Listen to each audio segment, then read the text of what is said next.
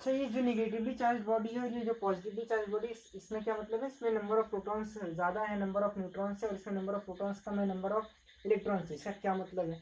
इसका ये मतलब नहीं कि इसमें हमने प्रोटॉन ला के डाल दिया और इसमें हमने इलेक्ट्रॉन ला के डाल दिए। एक्चुअल में इन दोनों केसेस में इलेक्ट्रॉन ही ट्रेवल किया है। भाई प्रोटॉन होता क्या है? अगर हम लोग बहुत से एटॉमिक मॉडल में जाए, ये होता है, ये न्यूक्लियस होता है, यहाँ पे बैठा होता है। अरे उसको क्या पता क्या गया क्या नहीं गया, गया ये तो उसको पता चला, ठीक है भाई, गया तो उसको पता चला न्यूक्लियस है।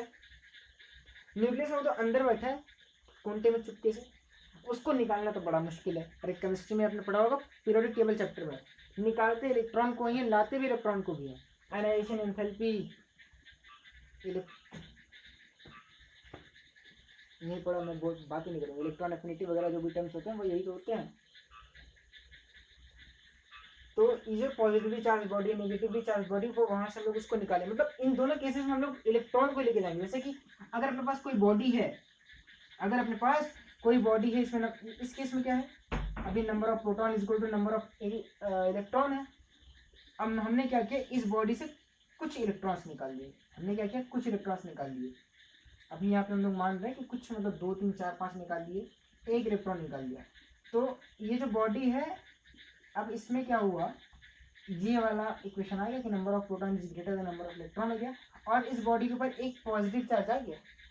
उल्टा है यहाँ पे, कंफ्यूज नहीं होना, जो कंफ्यूज हो रहे हो भाई। इसमें इलेक्ट्रॉन गया तो प्रोटॉन ज्यादा चार्ज ज्यादा, पॉजिटिव चार्ज ज्यादा कि नेगेटिव? नेगेटिव नहीं, पॉजिटिव ज्यादा होगा। अरे नहीं आया, सुनना, इलेक्ट्रॉन गया तो प्रोटॉन की वैल्यू तो ज्यादा हो गई। अगर प्रोटॉन की वैल्यू ज्यादा हुई तो क्या पॉजिटिव चार्ज आएगा इस बॉडी पे? हाँ, क्लियर हो जाएगा, नहीं हुआ? बोलो दोबारा से वही चीज रिपीट की। सुनना, मैंने क्या किया, अभी इसमें मान लो कि 10 इलेक्ट्रॉन्स थे, तो 10 प्रोटॉन्स भी रहेंगे। अभी मैंने 1 इलेक्ट्रॉन निकाले तो 9 इलेक्ट्रॉन्स हो गए और 10 प्रोटॉन अभी भी हैं। अब कैंसिल करना शुरू करो, बचेगा कौन? ये बचेगा, इसलिए 1 लिख देते हैं यहाँ पे। अगर मान लो अब ये इलेक्ट्रॉन जाएगा कहाँ पे? हमने पढ़ा कि चार्जेस कंजर्व, पढ़ा नहीं अभी, सॉरी, चलो इसको एक्सप्लेन करके पढ़ते हैं। ये 9 है, हमें पता है कि जो चार्ज है वो कंजर्व। अब ये इलेक्ट्रॉन बचा के रखे तो कहाँ जाएगा? मान लेते हैं उसकी बॉडी के ऐसे ही, अभी भी इसमें हमने N P is equal to N ही था, तो यहाँ पे क्या हुआ, जो भी इलेक्ट्रॉन हमने यहाँ पे ला के रख दिया। अब यहाँ पे फिर से वही केस अगर लूँ, ये 10 इलेक्ट्रॉन का केस था, 10 प्रोटॉन का केस था, इसमें 11 इलेक्ट्रॉन्स और 10 प्रोटॉन आ गए, 11 इलेक्ट्रॉन और 10 प्रोटॉन आ गए। देखो, तो एक नेगेटिव चार्ज होता है। ये चीज जो मैं आपको एक्सप्लेन कर रहा हूँ, ये इलेक्ट्रॉन कहीं जाएगा नहीं। अगर कहीं पे आपने एक पॉजिटिव चार्ज बनाया है तो वहीं उसके रेस्पेक्ट में कहीं ना कहीं नेगेटिव चार्ज आएगा, क्योंकि चार्ज कंजर्व है। वो चीज यहाँ पे समझ लो, वहां पे एक लाइन में बोलूंगा चार्ज इज कंजर्व। भाई साहब चार्ज कंजर्व है, अगर एक इलेक्ट्रॉन गया तो गया कहाँ, उसको रखोगे कहाँ पे? वो यहाँ पे जाएगा। NaCl बना दो तो Na प्लस Cl माइनस अलग कर दो, 1 प्लस 1 Cl माइनस अलग होता है, दोनों को कंबाइन करते हो तो जाके आप 0 करते हो। Na प्लस Cl माइनस अलग ही तो बनता है। तुम्हें मेरी बात समझ आई कि नहीं आई? आ गई होगी, आप इसको नोट करिए, तो नोट करिए, note note note note note, मैं तब तक मिटा दूंगा। आइए, मैंने अपना बोर्ड मिटा लिया है वीडियो पॉज करके, आपने भी शायद नोट कर लिया होगा वीडियो पॉज करके। चलिए हम बात करते हैं प्रॉपर्टीज ऑफ चार्ज के बारे में। अच्छा, पिछली बातें समझ में आएंगी, अब इसको हम लोग समराइज कर लेंगे। प्रॉपर्टीज ऑफ चार्ज, पहली प्रॉपर्टी है charge is transferable. Charge is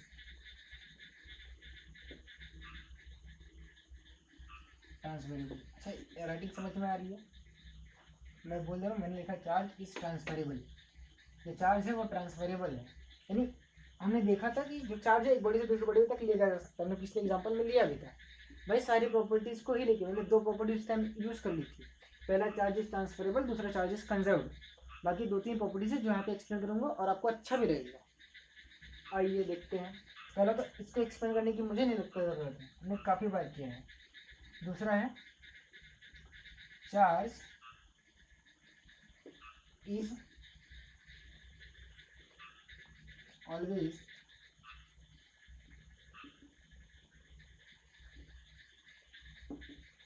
associated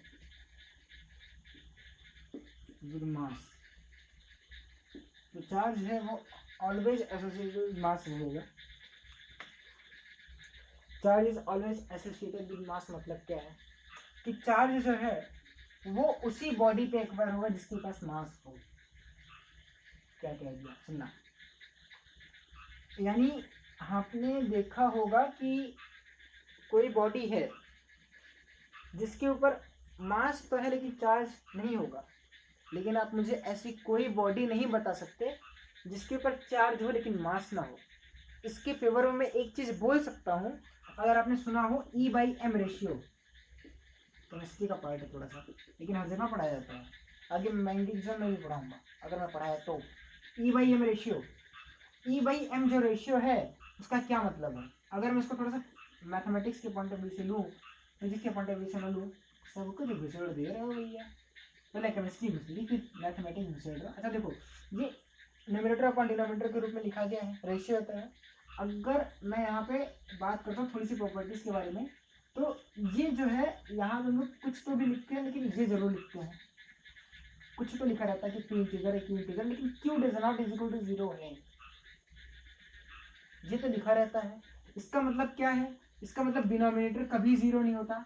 जो अगर कोई भी चीज लिखी गई है, जो कोई भी इक्वेशन है, कोई भी रेशियो है, वो न्यूमरेटर अपन डिनोमिनेटर में है, तो हम लोग उसमें लिखते हैं कि जो डी है वो does not is equal to 0 है, डिफाइन नहीं होती है, अनडिफाइनेबल होती है।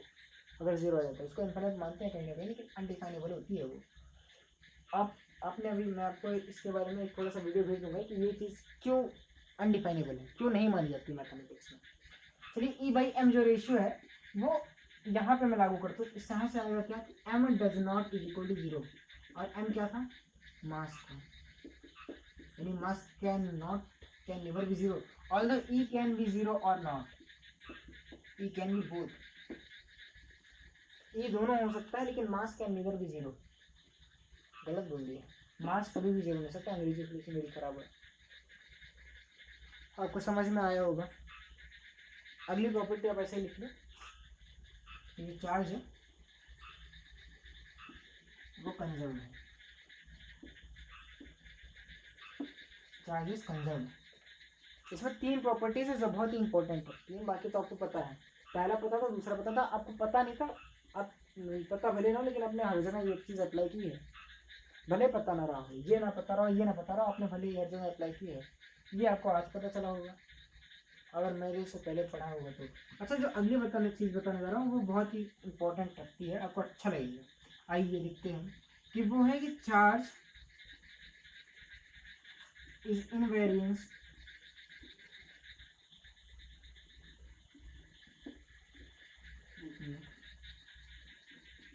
देखो कैमरे में दिख रहा है कि नहीं दिख रहा है, हाँ दिख रहा है यहाँ पे। तो जो चार्ज है वो इनवेरियंस है, यानी यहाँ पे हम बात कर रहे हैं इनवेरियंस ऑफ चार्ज के बारे में। इसका क्या मतलब है, इसका क्या मतलब है मैं बताने से पहले एक चीज़ और एक्सप्लेन करूंगा, जो मास है वो वेरी करता है। देखिए हम लोग यहाँ पे 2 चीज़ों को एक साथ लेके चलेंगे, शुरुआती लेक्चर साथ में देखो, मास और चार्ज को मैं साथ में लेके चल रहा हूँ, तो यहाँ पे मैं आपको बताना चाहूँगा कि जो मास है वो वेरी करता है। अगर पहले एक क्वेश्चन लिखता हूँ, यहाँ पे आपको समझाने की कोशिश करता हूँ, और अगर आपको ये क्वेश्चन नहीं लिखाइए तो वो मेरी गलती नहीं है, ये मेरी गलती नहीं करनी पड़ा, तो ये मेरे से पढ़ाया जाता है। यहाँ पे ये क्या है, ये है m0 है रेस्ट मास, c है speed of velocity, speed of light, velocity of light, speed of velocity of light, पता नहीं है तो बोलते रहता है। v है वेलोसिटी ऑफ पार्टिकल, जिसके मास को हम लोग कंसिडरेशन में ले रहे हैं, वेलोसिटी ऑफ पार्टिकल। और m है मास। इसका क्या मतलब है, इसका मतलब ये है, ये पूरे पे है, इसका मतलब ये है कि अगर कोई बॉडी रेस्ट में है तो उसका रेस्ट मास तो यही रहेगा, लेकिन अगर किसी बॉडी को हमने चला दिया तो उसका मास वेरी करने लगता है। जी वो बोल रहे हैं इनवेरियंस ऑफ चार्ज, यानी जो मास है अगर हम किसी बॉडी को चला दी, मैं चल रहा हूँ, मैं दौड़ रहा हूँ तो मेरा मास कम हो जाता है, अगर मैं दौड़ने लगूँ तो मेरा मास कम हो जाता है, लेकिन मुझे फील क्यों होता है, क्योंकि यहाँ पे जो v square upon c square है ना, ये हमको फील नहीं होने देता है, क्योंकि जो अगर हम लोग रियल लाइफ में बात करते हैं तो जो v है वो बहुत ही कम होता है इन कंपेरिजन टू c, और स्क्वायर करोगे तो बहुत ज़्यादा कम हो जाते हैं, 2-3 बार 4-5 बार लिखाते चले जाओ, ये चीज़ बहुत ज़्यादा कम होती है। इसका मतलब ये चीज़ जो है कभी ना कभी 0 के बराबर आने लगेगी। अरे यार 1 में से बहुत छोटी क्वांटिटी को तो कितना आएगी, 1 मान लेते हैं हम लोग अप्रॉक्सीमेटली, क्योंकि रूट भी तो लेना है, अप्रॉक्सीमेटली 1 ही मान लेंगे। अच्छा तो हम लोगों ने 1 आया तो m equal to m not approximately value ले लेते हैं, इसलिए इस चीज़ को हमने कहीं भी अप्लाई नहीं किया, इसलिए आपको 11th में टीचर ने बताया नहीं होगा क्योंकि जरूरत ही नहीं पड़ेगी, यहाँ पे जरूरत पड़ जाती है कभी कभार, IIT JEE एडवांस के प्रश्नों में कभी कभार इसकी जरूरत पड़ जाती है। आइए तो ये जो मास है वो वेरी कर रहा था, हमने पढ़ा कि वेलोसिटी के साथ अगर कोई पार्टिकल को हम लोग वेलोसिटी दे दे, तो यहाँ पे जो वेलोसिटी है वो भाई साहब आपने पढ़ा हो कि जो इलेक्ट्रॉन की वेलोसिटी है वो 10⁵ से 10⁷ के बीच में वेरी करने लगती है। तो ये जो वेलोसिटी है ये भाई साहब इसके करीब आ गई है, हम लोग इस वेलोसिटी को c तक मान लेते हैं, करीब मान लेते हैं, करीब करीब मान लेते हैं कि ये जो वेलोसिटी है ये c के आसपास तो है, तो यहाँ पे जो चार्ज है वो वेरी करना चाहिए था लेकिन नहीं करता है। अगर चार्ज वेरी कर रहा होता तो करना चाहिए था लेकिन नहीं किया, इसके फेवर में मैं आपको बताता हूँ ये क्यों ऐसा सोचा गया। न्यूट्रलिटी ऑफ एटम यहाँ पे भी आ जाती है, ये मैं लिख रहा हूँ न्यूट्रलिटी ऑफ एटम, ये है न्यूट्रलिटी ऑफ एटम, ये न्यूट्रलिटी है, अगर इसके स्पेलिंग में समझ में आ रही हो वो ये मैंने न्यूट्रलिटी लिखी है। अच्छा न्यूट्रलिटी ऑफ एटम से कैसा मतलब भैया, तो आपने देखा होगा कि न्यूक्लियस है, न्यूक्लियस के अराउंड जो है वो चार्ज ऐसे इलेक्ट्रॉन जो है वो ऐसे रिवॉल्व करता रहता है, बहुत का ले रहे हैं वो, बाकी आगे वाला नहीं ले रहे हैं, वह मैकेनिकल मॉडल ऑफ एटम, इसको कंसिडरेशन में लेके अपना काम कर सकते हैं लोग। तो ये पॉजिटिव है, ये ऐसे चल रहा है, ऐसे रिवॉल्व कर रहे हैं और काफ़ी हाई स्पीड से कर रहे हैं। अगर कोई से अगर वेरी करता तो हम लोग वो वाला फॉर्मूला लगा ही नहीं पाते कि जो number of proton is equal to number of neutron electron sorry, अगर ये वेरी करता, चार्ज वेरी करता वेलोसिटी के साथ, तो हम लोग ये फॉर्मूला लगा ही नहीं पाते कि जो चार्ज है number of proton is equal to number of electron, ये न्यूट्रल होता है ना, ये इस चीज़ के फेवर में ऐसा बोला गया है। आपको समझ में आ गया होगा, ज़्यादा एक्सप्लेन करने की जरूरत नहीं है, तो हमने ये पढ़ लिया। एक चीज़ और पढ़ा रहा हूँ, उसके बाद एक अलग प्रॉपर्टी आती है जो बहुत इंपॉर्टेंट होती है, दिख रहा है यहाँ पे लिखा हुआ, वो ये है आपकी कि जो आपकी चार्ज है वो invariance of neutrality of atom, ये पढ़ लिया। अगली चीज़ देखना वो ये है कि यहाँ पे लिख देता हूँ एडिटिविटी ऑफ चार्ज, एडिटिविटी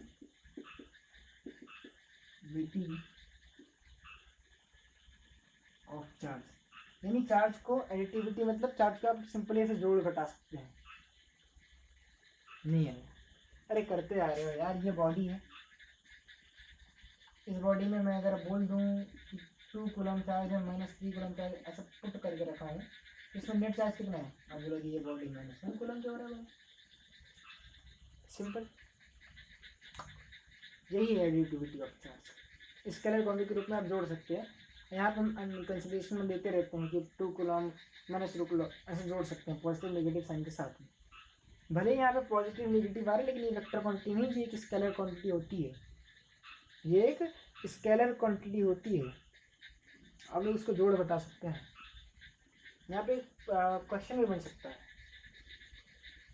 इसके ऊपर एक क्वेश्चन भी बन सकता है। अगला जो पॉइंट है वो यहीं से शुरू करना चाहूँगा, अगर मतलब मन किया तो आप लोगों से या तो मैं पूछ लूँगा, ठीक है। तो फिर यहाँ पे मैं पॉज करता हूँ। एक है आपका क्वांटाइजेशन ऑफ चार्ज, उसको हम लोग पढ़ेंगे, वीडियो की लेंथ काफ़ी लंबी हो गई है शायद, और साइज भी, चलिए तो फिर आप इतना नोट करिएगा, हम इसके आगे बात करते हैं।